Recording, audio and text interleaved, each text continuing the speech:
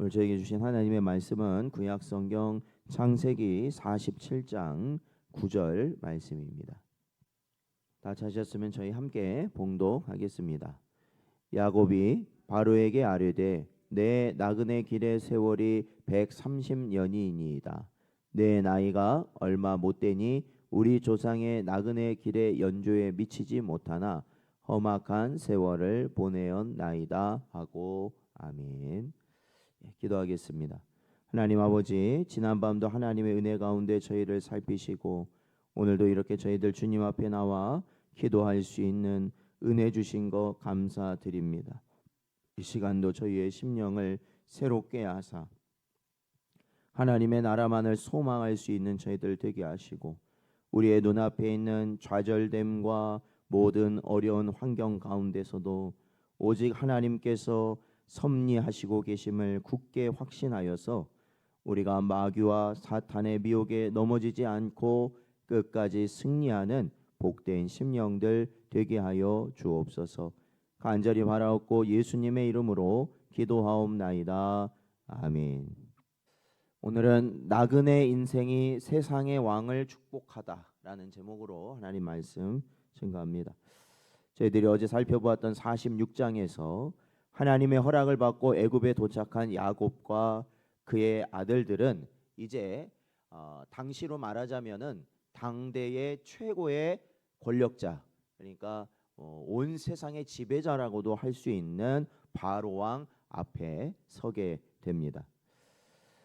그들이 바로 왕 앞에 서게 되었을 때 요셉의 지혜로운 조언에 따라서 그들은 자신들의 생업인 목축을 당당히 밝히고 구별된 땅 고센에 거주하기를 청하게 되었습니다. 그러니까 성경에 보면 애굽 사람들은 이러한 소나 양이나 이러한 가축을 기르는 것을 천시 여겼다. 그러니까 가증히 여겼기 때문에 그들은 그러한 일을 이게 중요하게 여기지 않고 이게 천시하는 일이었는데 오히려 그러한 일을 이러한 야곱의 식솔들이, 그러니까 야곱 가문이 그 일을 감당한다 이렇게 말을 함으로 인해서 사실은 누구와 구별되겠습니까? 애굽 사람들과 사실은 구별되게 되고, 그리고 또한 이 양들을 잘 기르기 위해서, 가축을 잘 기르기 위해서 이러한 목초지가 있는 땅, 그래서 애굽 사람들과는 거리가 있는 구별된 땅에 또 이렇게 거주하게 되었던 것이죠. 그런데 이제 오늘 이 47장에 보면 굉장히 어떻게 보면은 놀라운 장면이 등장하는 거죠. 그것은 뭐냐면 늙고 초라해 보이는 목자 야곱. 그러니까 이제는 아까도 우리가 말씀을 통해 보았지만 나이가 130살이 되었습니다. 그러니까 굉장히 늙고, 그리고 어쨌든 이게 뭐 좀 부유하게 지냈을지는 몰라도 어쨌든 유목민이었기 때문에 굉장히 그 행색이라든지 그러한 것이 이러한 왕궁에 있는 바로나 그들의 신하에 비한다면은 초라하기 그지 없었을 것입니다.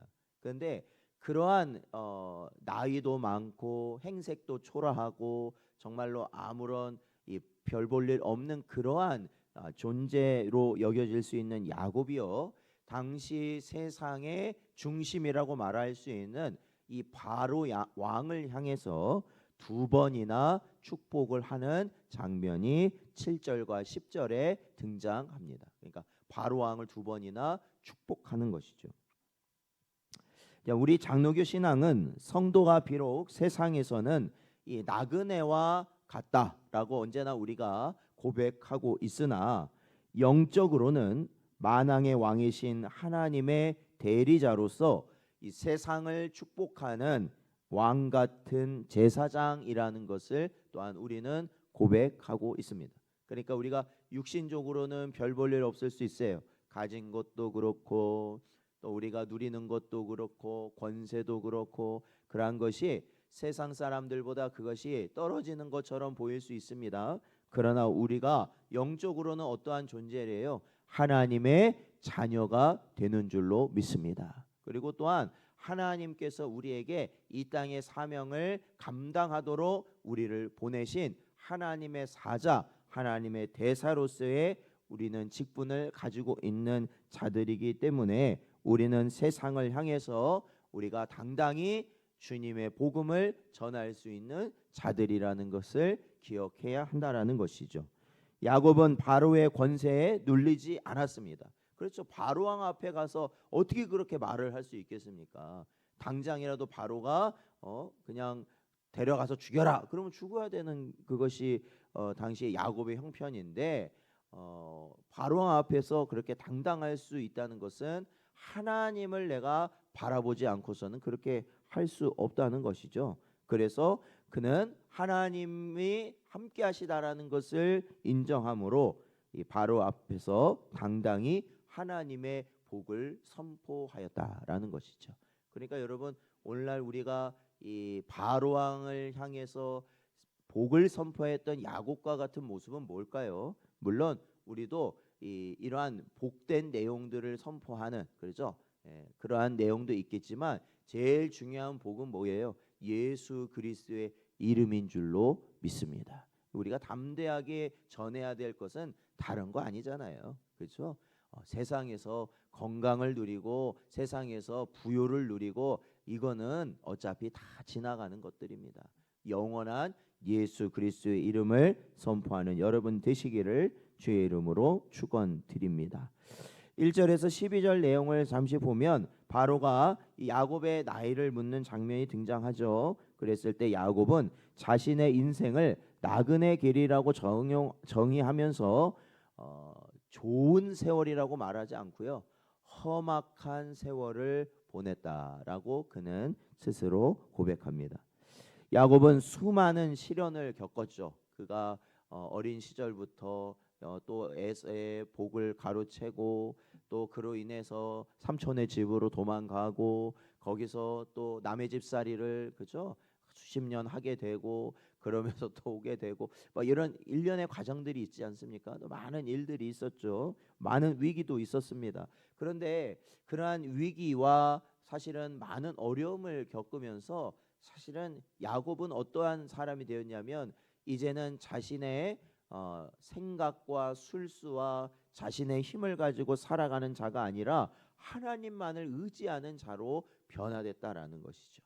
그러니까 결국은 이러한 인생의 모진 풍파들을 맞으면서 어떻게 됩니까? 우리가 깎여져 나가게 되고 우리의 모습이 깎여져 나가게 되고 결국에는 하나님이 원하시는 모습으로 바뀌어져 가는 것, 그것이 인생이라는 것이고 그것이 야곱이 말했던 험악한 세월이라고 말하는 것이죠.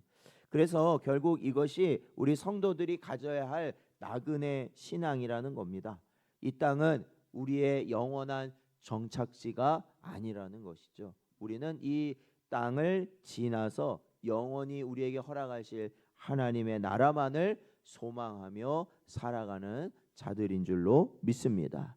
히브리서 13장 14절 말씀을 보면 우리가 여기에는 영구한 도성이 없으므로 장차 올 것을 찾나니라고 히브리서 기자는 고백하고 있습니다. 그래서 우리가 그 차이가 있는 것 같아요. 우리가 예수님을 믿을 때 예수님을 통하여서 하나님의 나라를 보는 자들 아니면 그냥 예수님만을 이렇게 예수님만을 바라본다고 해야 되나요? 그러니까 그게 좀 다른 것 같아요. 그 의미가요. 왜냐? 제가 보기에는 예수님께서는 이 땅에 우리의 죄를 해결하시기 위해서 죄의 책임을 해결하시고 우리가 죄인에서 의인으로 거듭나게 하시기 위해서 예수님은 이 땅에 오셨어요. 믿으십니까? 그렇다면 예수님이 우리의 죄의 책임을 해결하시고 우리를 의인으로 가는 길을 열어주시는 그러한 길을 왜 우리에게 허락하셨냐면 그것은 하나님 나라에 이르게 하시기 위함이라는 거예요. 믿으십니까? 그렇죠? 절대로 이 땅의 것을 잘되게 하시기 위하여서 예수님을 믿어라 말한 게 아니라는 것이죠. 그래서 우리는 언제나 예수님을 내 마음에 모시고 예수님을 붙들고 살아가야 되는 줄로 믿습니다. 그런데 그럴 때 우리가 예수님을 붙든다는 건 뭐겠어요? 우리가 이 땅의 것을 내려놓고 하나님의 나라를 소망해야 된다는 거예요. 그래서 저는 우리 성도들이 정말로 예수님을 붙들고 예수님을 믿는 신앙으로 살아간다면 이 땅의 것을 욕심내면 안 돼요. 그렇잖아요. 그건 오히려 반대잖아요. 근데 오늘날 보면은 세상 사람들이 그냥 교인이 더 욕심이 많다는 거예요. 교인이 더 자기 것을 취하려고 하고 교인들이 더 남에게 양보도 않고 교인들이 더 그렇다라는 겁니다. 근데 그 사람들이 일부러 그렇게 말하는 게 아니라 실제로도 그러한 경우들을 우리는 많이 본다는 거예요. 그거는 어떻게 해요? 예수님을 바라본다고 하면서도 결국 예수님을 믿어서 이 땅의 것이 잘 되려고 한다는 거 아니에요? 그거는 올바른 신앙이 아니죠. 우리는 예수님을 바라봄으로 인하여서 이제는 이 땅의 것을 내려놓고 하나님의 나라를 더욱 소망하며 살아가야 될 줄로 믿습니다. 바로 아브라함이 그랬고 이삭이 그랬고 야곱이 그러한 약속의 땅을 향한 신앙을 가졌고요. 우리가 지금 주일에 살펴보는 히브리서의 말씀 역시도 우리에게 그 나라를 바라보라고 우리에게 말씀하고 있어요. 그래서 오늘도 그 나라를 더욱더 소망하며 살아가시는 여러분 되시기를 축원드립니다. 13절에서 26절 말씀을 내용을 보면요. 기근이 심해지자 요셉은 지혜로운 정책으로 애굽의 모든 토지와 백성을 바로의 소유로 귀속시키며 국가적 질서를 세우게 됩니다. 그러니까 기근이 7년이었기 때문에 이러한 야곱이 애굽 땅에 와서도요. 기근이 아직도 많이 남았었거든요. 5년이라는 세월이 남았고, 그러니까 시간이 가면 갈수록 더 기근이 심해지는 상황이었어요. 그랬을 때 하나님은 요셉을 통하여서 애굽 땅을 어떻게 합니까? 더 바로 세울 수 있는 기회를 허락하셨죠.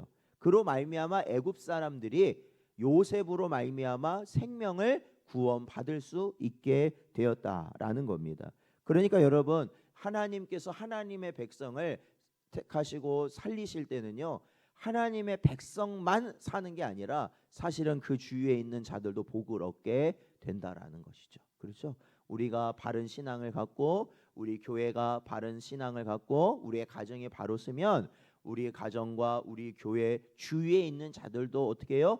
복을 얻게 된다는 거예요. 생각해 보세요. 우리가 비가 오지 않아서 하나님 앞에 바로 서서 하나님께서 우리에게 비를 허락하시면 우리 교회에만 비가 떨어지는 게 아니라 여기 근처에 비가 다 떨어진다는 거예요.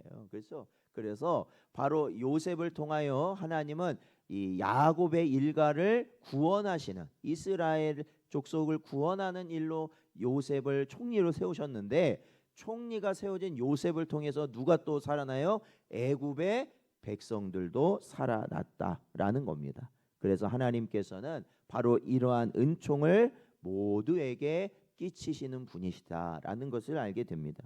예레미야서 29장 7절 말씀을 보면 너희는 내가 사로잡혀 가게 한 그 성읍의 평안을 구하고 그를 위하여 여호와께 기도하라. 이는 그 성읍의 평안함으로 너희도 평안할 것임이라 라고 말씀하고 있어요. 그래서 우리가 나라와 민족을 위해 또 기도하는 거예요. 또한 이 세상을 위해 기도하는 겁니다. 그것이야말로 또한 하나님께서 모든 이들에게 끼치시는 은혜가 하나님께 속해 있기 때문인 줄로 믿습니다. 27절에서 31절 말씀을 보면요, 야곱은 죽음이 임박했음을 알고 요셉을 불러 맹세하게 합니다.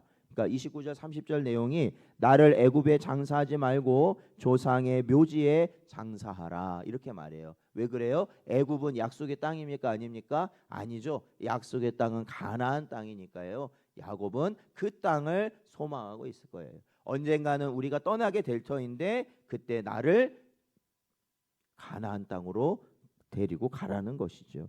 그의 마음은 그러니까 그의 몸은 애굽의 안락한 고센 땅에 있었지만 그의 마음은 언제나 하나님의 약속이 서린 가나안 땅에 있었다.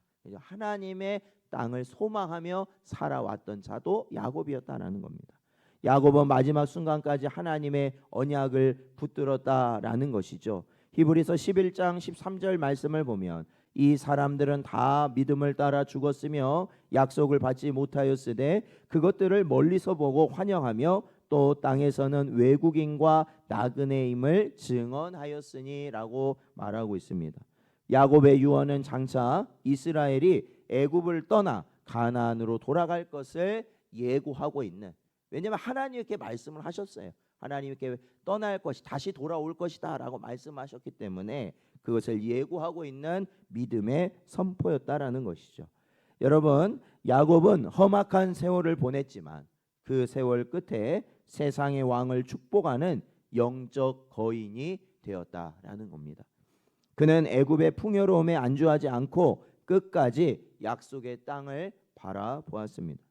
우리 또한 이 세상에서 나그네로 살아갑니다. 때로는 삶이 험악하고 고단할지라도 여러분 절대 실망하지 마십시오. 하나님은 그 과정을 통해 우리를 빚으시고 마침내 세상을 축복할 수 있는 자로 세워 주실 줄로 믿습니다. 오늘 하루 애굽의 화려함이 아닌 하나님의 약속을 바라보며 나그네의 길의 끝에서 우리를 맞이하실 주님을 소망하는 복된 여러분 되시기를 주의 이름으로 축원드립니다.